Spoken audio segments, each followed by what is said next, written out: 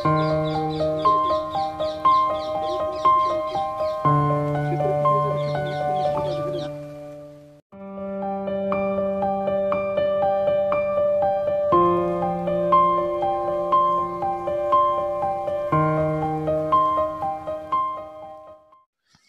शेतकरी बांधवांनो, शोध वार्ता परिवारात आपले स्वागत आहे। आज महाराष्ट्रामध्ये एका शेतकऱ्याची खूप चर्चा होत आहे, ज्या शेतकऱ्यानं 30 गुंठ क्षेत्रामध्ये 315 झाडावर रेकॉर्ड ब्रेक डाळिंबाचं उत्पन्न घेतलं आहे। आज आपण त्या शेतकऱ्याची यशोगाथा पाहायला आलोत। त्या शेतकऱ्यानं शेतीमध्ये कोणकोणते प्रयोग केलेत ते पाहायला आलेलो आहोत। अहमदनगर जिल्ह्यातील पाथर्डी तालुक्यात कामत सिंगवे नावाच्या एका छोट्याशा खेडेगावातील या शेतकऱ्यानं डाळिंब क्षेत्रामध्ये एक क्रांती आणलेली आहे। एक नवीन वाण लावलं जे इतर शेतकऱ्यांपेक्षा वेगळं होतं। मग यामध्ये उत्पन्न घेताना कोणकोणत्या काळज्या घेतल्या होत्या, झाडाची निगा कशी राखली, त्यांनी वाण कोणतं लावलं आणि वाण लावल्यापासून हार्वेस्टिंगपर्यंत यामध्ये कोणकोणत्या प्रोसेस केल्या आज आपण पाहणार आहोत। जाधव पाटील शोध वार्ता परिवारात तुमचं स्वागत आहे। महाराष्ट्रातील जे तमाम डाळिंब शेतकरी आहेत त्यांना तुमचा पूर्ण परिचय सांगा। राम राम शेतकरी बांधवांनो, मी अहमदनगर जिल्ह्यातील पाथर्डी तालुक्यातील कामत सिंगवे या गावचा डाळिंब शेतकरी आहे आणि शेतीत नवीन नवीन प्रयोग करणं हा माझा सतत ध्यास असतो। आणि मी यावर्षी डाळिंब बाग पहिल्यांदाच धरली होती आणि ती यशस्वीरित्या चांगल्या प्रकारे फुलवली आणि मला उत्पन्न पण चांगलं झालं त्याच्यात। म्हणून मला असं वाटलं माझा हे मेसेज शेतकऱ्यांपर्यंत जावा, त्यांनी पण डाळिंब शेती करावी। पत्रकार भाऊसाहेब इथपर्यंत आले आणि त्यांना पण असं वाटतं शेतकऱ्यांनी पण डाळिंब लागवडीत कराव्यात आणि अजून शेतकऱ्यांचा हे व्हावा। जाधव पाटलांचं असं म्हणणं आहे की हे जे शेतीमध्ये किंवा डाळिंबाला ह्यांनी जे वेगवेगळे प्रयोग केलेत ते हे वेगवेगळे प्रयोग प्रत्येक शेतकऱ्यांपर्यंत पोहोचले पाहिजेत आणि शेतकरी हा डाळिंब बागाकडे आकर्षित झाला पाहिजे। आणि जे पूर्वीचे जे डाळिंब लागवड करणारे शेतकरी त्यांनी सुद्धा त्या बागामध्ये वाढ करून असे वाण लावले पाहिजेत असा त्यांचा ध्यास आहे। आपण यांनी जे वाण लावलं ह्याच्यामध्ये कोणकोणते प्रयोग केले, डाळिंबाचा आकार कसा आला, त्यांना भाव कसे लागले, डाळिंबाची काळजी कशी घेतली, असे परिपूर्ण अगदी लागवडीपासून हार्वेस्टिंगपर्यंत आपण पूर्ण पाहणार आहोत। आणि यांनी जे वाण लावले ज्याची चर्चा आता नगर जिल्ह्यामध्येच नाही तर संपूर्ण महाराष्ट्रात आहे, आपण त्याच्याबद्दल सविस्तर आता जाणून घेणार आहोत। आपण शक्यतो डाळिंबामध्ये भगवा हा वाण खूप पाहिला आहे आणि अनुभवला सुद्धा आहे, परंतु तुम्ही एक वेगळा वाण लावला आहे, तो वाण कोणता आणि तुम्हाला आलेला अनुभव काय सांगाल शेतकऱ्यांना? ही भगव्यातलं सिलेक्शन आहे। शरद किंग या नावाने विठ्ठलांना भोसले यांनी संशोधित केलेला वाण आहे हा शरद किंग नावाने। याची साईज, चमक आणि ही सगळ्याच प्लस बाजू आहेत पहिल्या भगव्यापेक्षा। बंचमध्ये जरी जी फळं असली तरी ते जवळपास 450-500 ग्रॅमचे होतात आणि कलर शायनिंग पण चांगली आहे। या बागेला अजून जायला 15 दिवस टाईम होता तरीसुद्धा आज पहा तुम्ही कलर शायनिंग भरपूर आहे आणि साईजसुद्धा अजून होऊ शकते। आणि शेंड्याचं जे फळ आहे ना ते पण भरपूर मोठं होतं आहे, जवळपास 450-500 ग्रॅमचं फळ होतं। हे पहा भरपूर मोठाले फळ होत, म्हणजे मेन काडीलाच फळ लागलं पाहिजे अशातला काय भाग नाही। शेंड्याला जरी फळ लागलं ना तरी ते भरपूर मोठं होतं। हे पहा आता ही किती छोटी काडी आहे, याला सुद्धा भरपूर हे फळ जवळपास 450-500 ग्रॅमचं फळ असेल। हे पहा हे पण तसंच, कुठलंही फळ घ्या तुम्ही सराउंडिंग झाडाला चक्कर जरी मारली तरी बी तुम्हाला एक साईजचे जवळपास 70-80% फळं सापडतील। आणि हे पहा हे छोट्या काडीला हे बंचमध्ये लागलेली फळं अजूनही आहेत काही, पण एकंदरीत जे आपला पहिला भगवा होता जे रेग्युलर भगवा त्याच्यात फार व्हेरिएशन येतं। एक 50 ग्रॅमपासून 100 ग्रॅम, 125 ग्रॅम, 150 ग्रॅम आणि काही 700-800 ग्रॅमपर्यंत फळं होतात, पण जी ॲव्हरेज साईज आहे ना ती याच्यात मेंटेन असते। 70 ते 80% फळं हे 300-350 ग्रॅमची होतात। म्हणून ही गोष्ट मला जास्त भावती ह्या वाणाची। आणि कातडीला पण जाड आहे, गोडी पण चांगली आहे आणि बागा मार्केटिंग करायचं जर म्हणलं तर साईज आणि चमक ह्या दोनच गोष्टी महत्त्वाच्या असतात आणि ते याच्यात लय मोठ्या प्लस बाजू आहेत. आणि जे ट्रान्सपोर्टसाठी जे गोष्ट आवश्यक आहे कातडीला जाड आणि ही एक प्लस बाजू याच्यात कातडीला पण खूप जाड येते. म्हणूनच 30 गुंठे रानात 315 झाडं लावली होती मी आणि पहिल्यांदाच इतकं बाग कुठलीही निघत नसते. समजा 5-5.5 टनाच्या आसपास आमचं उत्पादन निघलं आहे आणि 5 लाखाच्या आसपास त्याचं हे पण गेलं आहे, समजा रुपये पण झालेले आहेत. त्याच्यामुळं मला तरी वाटतं शेतकऱ्यांनी आता इतर जातीचे प्रयोग करत बसण्यापेक्षा तो शोध संपलेला आहे शेतकऱ्यांचा आणि शरद किंग या वाहनावर येऊन स्थिर व्हावं मला असं वाटतं. कारण याच्यात एक्सपोर्ट क्वालिटीचे फळं जवळपास 70-80% फळं निघू शकतात. मग हे जे शरद किंग नावाचं जे वाण आहे याचा शोध कसा लागला किंवा हे वाण कुठून खरेदी केलं, त्या वाणाबद्दल काय सांगाल? पहिल्या बहार धरल्याच्या नंतर एवढं उत्पादन निघत नसतं. आता पुढच्या वेळेस मी जर हा बहार धरला तर ते 10-12 टनसुद्धा निघू शकतं. म्हणजे पहिल्या बहाराच्या मानाने रेकॉर्ड ब्रेकच आहे. तर आणि व्हरायटीचा शोधचं जर म्हणता तर मला सर्वसाधारण जुलै 2021मध्ये मला एक व्हॉट्सॲपला मेसेज आला. पैठण तुपेवाडी येथे एक शेतकऱ्याने शरद किंग नावा या व्हरायटीचा शोध लावलेला आहे आणि त्याची प्लॉट व्हिजिटचा कार्यक्रम आहे. म्हणून आम्ही एक 4-6 मित्र जमलो, गाडी केली आणि बघायला गेलो. हे झाडं घेण्याचा तर काहीच विषय नव्हता आमचा, पण तिथं गेल्याच्या नंतर झाडाचे फळं, शायनिंग, चमक हे बघितल्याच्या नंतर आम्ही भावूक गेलो. तिथं जवळपास 1000-1500 शेतकरी होते आणि त्यांनी आम्हाला प्रत्येकाला वाटायचे यांनी थिनिंग केली असावी किंवा मोठाले फळं ठेवली असावी. पण तो सगळा भ्रम ठरला. आम्ही ज्यावेळेस आमच्या शेतात लावलं तर त्यावेळेस सुद्धा त्याच्यापेक्षा आम्हाला चांगली साईज भेटली. आता ही साईज फार जम्बो झाली. ही असं आहे ना, खोडाला जरी फळं लागली तरी अशी साईज होत नाही. आणि आम्हाला त्यावेळेस असं वाटलं का भोसले साहेबांच्या प्लॉटवरती यांनी थिनिंग केली असावी. वेगवेगळे ग्रह, प्रत्येक शेतकरी काही ना काही तिथं चूक शोधित होता. पण जवळपास 70% लोकांनी चूक शोधून दमली, काहीच चूक सापडली नाही. सगळ्या गोष्टीत हा वाण सरसच ठरत होता आणि बुकिंग करावं लागले. मी पण 400 गुटीची बुकिंग केली आणि विठ्ठल अण्णा भोसले यांचे खरंच शेतकऱ्यांना उपकार येतं का त्यांनी पहिल्या जुन्या भागव्यातून एक 4 झाडं निवडून समजा त्याचं त्यांना वेगळे काहीतरी वैशिष्ट्य दिसले, त्यांनी तिच्यावर घुटी बांधून वेगळा बाग तयार केला आणि आज हे जे बघायला भेटतंय हे आम्ही फक्त कंटिन्यू करायचं काम केलं. पण खरे उपकार शेतकऱ्यांवर भोसले साहेबांचे आहेत. आपण पूर्ण आता बाग फिरत होतो. बाग फिरत असताना मला सर्वात छोटं झाड दिसलं हे आणि फळ त्याला एवढं लागलंय की हे पहा, मला वाटतं ह्याच्यात 50+ पेक्षा ह्याच्यात फळ दिसायला लागले. हे चारी बाजूनं 78 फळ आहेत त्याच्यासाठी. किती? 78? 78 म्हणजे 1 कॅरेटचा माल येतो. अरे बापरे. मग मला सांगा की ही जी 78 फळं एवढूसं झाड आहे, हे कसं शक्य बरं एवढूशा झाडाला? आता हे काय झालं होतं, बाग लावल्याच्या नंतर 1 वर्षाने जवळपास ट्रॅक्टरची मेहनत करत असताना हे झाड मोडलं होतं आणि त्याच्यानंतर मी रोप शिल्लक होतं आणि परत लावलं मी ते. आणि त्याचं वर्ष जवळपास ह्या बागापेक्षा 1 वर्षाने कमी आहे. म्हणजे तुम्ही जर 1 वर्षाने जर बाग धरला तर ह्या अवस्थेत तुमचे आता 18 महिन्याचं वय याचं झाडाचं, 18 महिन्यात ह्या अवस्थेत फळं, झाडाचे स्ट्रक्चर हे असं होऊ शकतं. नाही, आश्चर्य वाटायला लागलं मला. 78 फळं. शेतकरी बांधवांनो, हे झाडाचा आकार बघा आणि विशेष म्हणजे हे पूर्ण एका कवळ्यात बसण्यासारखं झाड आहे आणि 78 फळं आहेत आणि सगळ्यात विशेष म्हणजे हो का ह्याची साईज बघा, ही एकसारखी साईज आहे ह्या फळाची. अरे बापरे. म्हणजे 18 महिन्याचं झाड आहे हे. 18 महिन्याच्या झाडात हे पहा चारी बाजूने ह्याचे फळं दिसायला लागलेत. हे पहा, विशेष म्हणजे ह्याची सगळ्याची साईज सारखी.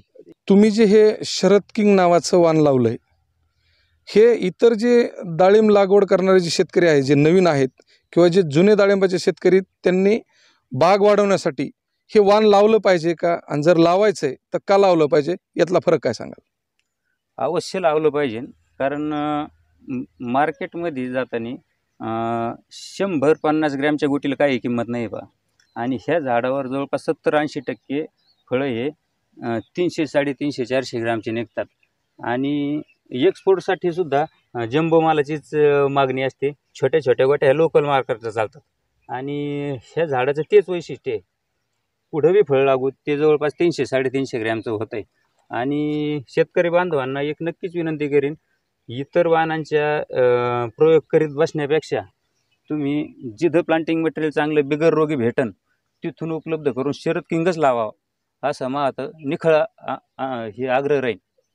आणि याचं पहिल्या भागातले जे मायनस पॉईंट आहेत, शेंड्याचे फळं छोटे असणं, कातडीला पातळ असणं. आता हे पहा फळ तुटलं हात लावल्याच्या नंतर. आता हे पहा हातात घेतल्याच नंतर आता हे जवळपास 450-500च्या आसपास फळं असेल हे पहा. आणि हे शेंड्याला फळ लागलेलं होतं पहा. आणि जे बंचमध्ये जे फळं असतात ना ते सुद्धा भरपूर मोठे होतात. हा बाई हे फळ पहा. आणि इकडे अजून हे इथं बंचमध्ये एक 4 फळ आहेत पहा बाई, हे सुद्धा मोठे आहेत. आणि याचं अजून एक महत्त्वाचं कॅरेक्टर म्हणजे अख्ख्या बागेत सनबर्निंगचे 3 कॅरेट निघले असतील मला असं वाटतंय. म्हणजे सनबर्निंगला सुद्धा कमी बळी पडतं. बळी पडत नाही अशातला भाग नाही, पण बळी पडतं पण कमी. झाड कातडीला असल्यामुळे आहे का थोडा इफेक्ट कमी होतो इतर जातींपेक्षा. म्हणून मी तर नक्कीच आग्रह करीन बाबा शरद किंगच लावा. आपण जे आता सध्या या डाळिंबाचा बाग लावला आणि उत्पादन अपेक्षाप्रमाणे म्हणण्यापेक्षा अनपेक्षित घेतलं, तर तुमच्याकडं आता क्षेत्र किती आहे डाळिंबाचं, त्यामध्ये झाडाची संख्या आणि यावेळेस मिळालेल्या उत्पन्नाबद्दल काय सांगा? आम्ही झाडं थोडे अंतर कमी केलं होतं. 2 झाडामधलं 7 फूट आणि 2 ओळीतलं अंतर 14 फूट ठेवलं होतं. आणि त्याच्यामुळे संख्या थोडी एक 5-25 झाडं किंवा 50 झाडं जास्त बसली असतील. 315 झाडं आहेत. आणि 315 झाडामध्ये जवळजवळ 5 लाखापेक्षा जास्त आम्हाला उत्पादन झालं आहे. चांगलं आहे. पहिल्यांदा जे बागा धरतात त्याच्यापेक्षा तर जादा आहे. आणि त्याला कारण बी तसंच आहे. कारण ही व्हरायटीच अशी आहे का याच्यात माझं काम कमी आणि व्हरायटीने तिचं कामच जास्त केलेलं आहे. त्याच्यामुळे मी तर म्हणेन का हे सगळे श्रेय मी व्हरायटीला आणि ज्यांनी व्हरायटी विकसित केली त्यांनाच देईन. आपण जनरली पाहतो की भगव्यामध्ये वेगवेगळे वाण आहेत किंवा त्याचे वेगवेगळे प्रकार आहेत. आणि तुम्ही शरद किंग नावाचं जे वाण लावलंय, मग त्या भगव्यावर पडणारी रोगराई आणि या शरद किंगवर पडणारी रोगराई किंवा या झाडाची प्रतिकारशक्ती याबद्दल काही तुम्हाला फरक जाणवला का? काय सांगाल? नाही साहेब, डाळिंब म्हणलं का रोग आले त्याच्यावर सगळे प्रकारचे रोग येणार. आता माझ्या बागावर तुम्हाला क्लीन दिसतंय हा विषय वेगळा आहे. कारण वातावरण क्लीन म्हणावं किंवा माझं व्यवस्थापन म्हणावं, पण माझा औषध आणि वॉटर सोल्युबल खतं याच्यावर फक्त 68,500 खर्च झाला आहे फक्त आतापर्यंत. 68,000 हो म्हणजे हार्वेस्टिंग पर्यंत? हो. अच्छा. आणि जे रोगांचं जे म्हणतात तर डाळिंबावर सगळे रोग येणारच. आपण त्याला असं म्हणणार नाही की याच्यावर हा रोग येत नाही तो येत नाही. सगळे रोग येऊ शकतात. आता रोग दुसरी येणार गोष्ट नाही मला एक जाणवली बरं का आता, की तुमच्या बागात लोक बाग स्वच्छ ठेवतात, पण तुमच्या गावात मला प्रचंड गवत दिसायला. हे अगदी गुडघ्यापर्यंत कुठं कुठं बागात सगळं गवतच आहे. हे गवत ठेवण्याचं काय कारण? बाग तर स्वच्छ असला पाहिजे. साहेब असं आहे, ज्या बागात जास्त गवत तिथं तेवढा क्लीन माल. हे पहा कोणचंही फळ घ्या तर तुम्हाला असं एकदम क्लीन दिसणार आहे असं. हा राईट. आणि जो बाग खाली क्लीन त्याचं फळवर टिपका हे समीकरण आहे. म्हणजे खाली बाग स्वच्छ असला की फळ खराब. हा फळ खराब. अरे सगळं उलटच. हा आणि खाली बागेत गवताचं मल्चिंग असलं तर ते फळ क्लीन हे समीकरण झालेलं आहे. मल्चिंग म्हणजे दाट गवत असलं पाहिजे. दाट म्हणजे जे पाऊस पडल्याच्या नंतर जे वर माती किंवा खाली जे बुरशीचं थर आहे ते फळावर नाही गेला पाहिजे. आणि ते काम व्यवस्थित गवत करतं नॅचरली. त्यामुळं गवत ठेवलं पाहिजे बागेत. ग्रास कटरनी कापलं पाहिजे. तणनाशक नाही मारलं पाहिजे. तणनाशक मारलं तर त्याचा इफेक्ट असं होतं की प्रत्येक फळावर टिपका होतो.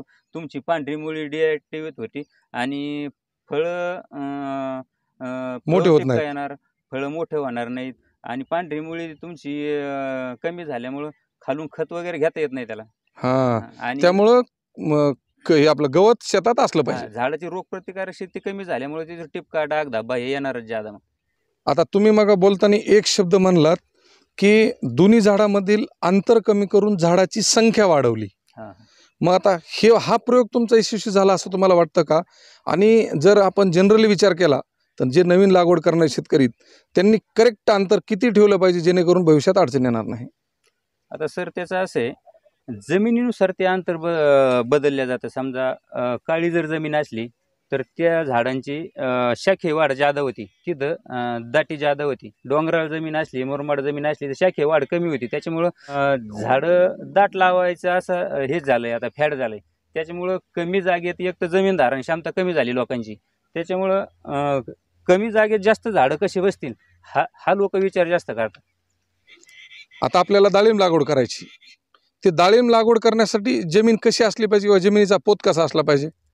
शक्यतो डोंगराळ, मुरमाड, हलकी जमीन ही जर असली ती डाळिंबाला जास्त मानवते. एक तर हे कमी पाण्याचं पीक आहे आणि याला जास्त पाणी झाल्याच्या नंतर जास्त पाणी, अतिरासायनिक खतं ह्या जर गोष्टींचा वापर केला तर ह्या बागावर भरपूर रोग येतात आणि ते सक्सेस होत नाही डाळिंब. याच्यामुळं कमी पाणी, कमी रासायनिक खतं आणि योग्य नियोजन जर केलं तर डाळिंबासारखा पैसा कुठल्याही सफरचंदाचा सुद्धा होत नाही आणि द्राक्षाचा सुद्धा होत नाही. खरं खरं. आज कोटीत रुपये पाहतात डाळिंबाचे. आता मी फार छोटा शेतकरी आहे, पण आज कोट्याधीश लोक डाळिंबामुळे झाले. आणि हे पहा सर, तुम्हाला मी बंचमधलं जे म्हणलं होतं, वॉटर शूटला आलेला हा बंच आहे.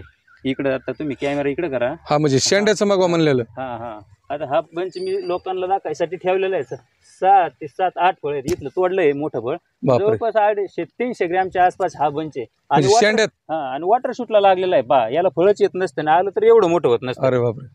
अच्छा, गुड. म्हणजे सेटिंग चांगली आहे थोडक्यात. सेटिंग चांगली आहे आणि सगळं व्यवस्थित आहे. म्हणजे ज्याला बाग लावायचा विचार करतायत त्यांनी हमखास शर्यतींचाच विचार करावा, मी हे जातीने सांगन. आता एक सर्वात महत्त्वाची गोष्ट आहे की आता व्हिडिओ मोठा होतोय, परंतु हे सांगणं सुद्धा गरजेचं आहे की व्हिडिओमधून ती माहिती केली पाहिजे. तुम्ही फोनवर तर सगळी शेतकऱ्यांना माहिती देणार आहे, तो तर आम्हाला विश्वास आहे आणि ते तुमचं कर्तव्य सुद्धा आहे. एका शेतकऱ्यानं दुसऱ्या शेतकऱ्याला मदत केली पाहिजे, हाच आपला धर्म आहे.